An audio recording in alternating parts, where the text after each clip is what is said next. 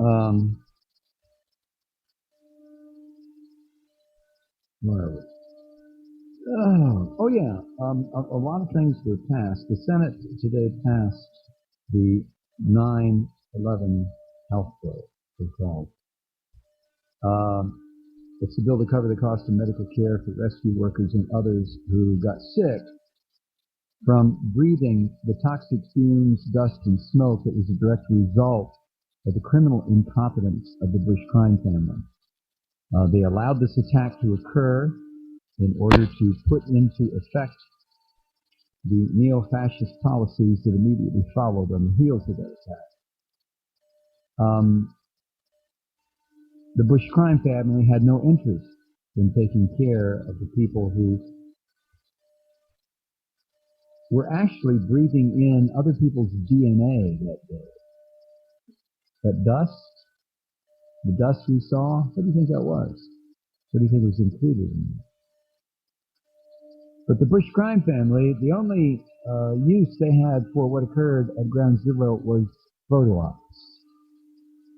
So George could use that and the deck of an aircraft carrier to strut around pretending he was a fully formed adult male. But in fact, he was a drunk son of a bitch who never progressed beyond the age of about 22. But I digress. The Senate today approved the bill to cover the cost of medical care for rescue workers and others who got sick from breathing that garbage.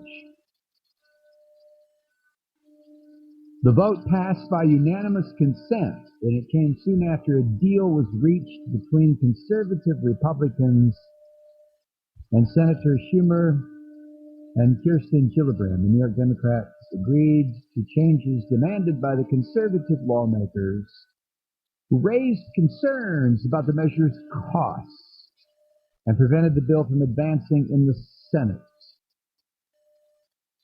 After drawing criticism in recent days, the Republican senators backed down. You know, there's a lesson there, and I did not understand why Harry Reid and Nancy Pelosi and Barack Obama haven't learned that lesson, didn't learn it in elementary school. When you are confronted with a half-witted bully on the school playground, and he threatens to beat you up, and it's 9 times out of 10 or 99 times out of 100 it's a male. You kick him in the balls is what you do. You don't stand there and listen to his threats. You don't become intimidated. You don't run to the principal or down the hall to the boys' room to pee. When you are threatened by a bully and it's a male, you kick him in the balls, and you kick him hard, and you kick him so severely that he can't breathe. And you know what? It never happens again. But Harry Reid and Nancy Pelosi and Barack Obama apparently didn't go to the same sort of elementary public school that I went to. And so they have spent 2 years, and 2 years before that, backing down again and again and again. But when it became known that these so-called conservative Republicans are not conservative, they're not Republicans. They are vicious sons of bitches who are there to do the bidding of capitalist America. They are not lawmakers. They are not public servants. They are thugs. They're punks and thugs. When it became clear that the tactics of the punks and the thugs were being made public, that the punks and the thugs, all in the Republican Party, we're talking about the cost. Nobody talked about the cost when the Bush crime family engineered attack on this country occurred in the immediate aftermath. There was no talk then, was there, you rotten bastard Republicans? You guys didn't sit around back then and say, oh, goddamn, look at the buildings come down. Woo, you know, there could be an awful lot of people die there today. What, let me see, 3,000, 4,000? Yep, they'll be dead. Now let's see, we got to clean the mess up. There's going to be a lot of people breathing this crap, going to get sick and die. We'll have to take care of them, right? We definitely will. I hate Republicans.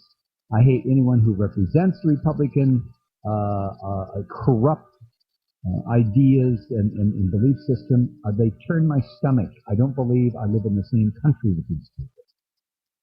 When confronted with public awareness of what they were doing where it concerned the 9/11 healthcare bill, these slimy bastards backed down, and the bill passed by unanimous consent.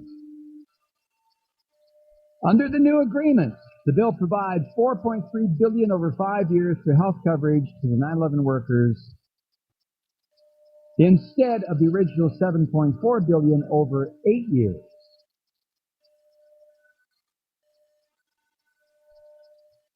You got to wonder about that, don't you? In a joint statement issued this afternoon, Senator Schumer and Gillibrand called the deal a, quote, Christmas miracle, unquote. Christmas miracle. Now let's hope they were referring to these filthy Republicans, these disgusting anti-American Republicans who allowed themselves the shame of not voting individually and just agreeing by unanimous consent. They called it a Christmas miracle. I think Senators Schumer and Gillibrand are a little bit heavy on the holiday rhetoric, don't you think? It wasn't a Christmas miracle. It was justice. Jesus Christ. It was just simple, basic justice. That's all. Not a miracle, senators. Justice. Their statement said, quote, in the last 24 hours, our Republican colleagues. Why would you call somebody whose lives are lived in right-wing swill and garbage and refuse? Why would you call them colleagues? Our Republican colleagues have negotiated in good faith to forge a workable final package that will protect the health of the men and women who selflessly answered our nation's call in her hour of greatest need. This has been a long process, but we are now on the cusp of the victory these heroes deserve.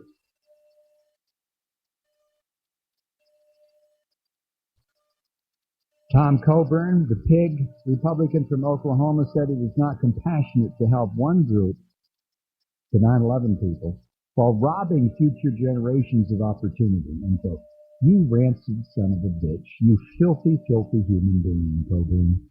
You sat there on your well-padded, wealthy ass and voted to hand off to the rich people in this country $850 billion for nothing.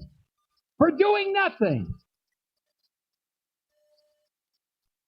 And you have the audacity to say it is not compassionate to help one group while robbing future generations of opportunity. Is that what you're saying? The stinking $4.3 billion over 5 years is robbing future generations of opportunity? You half-witted bastard. Go to the break music, Kathy, before I say something that costs me my lessons.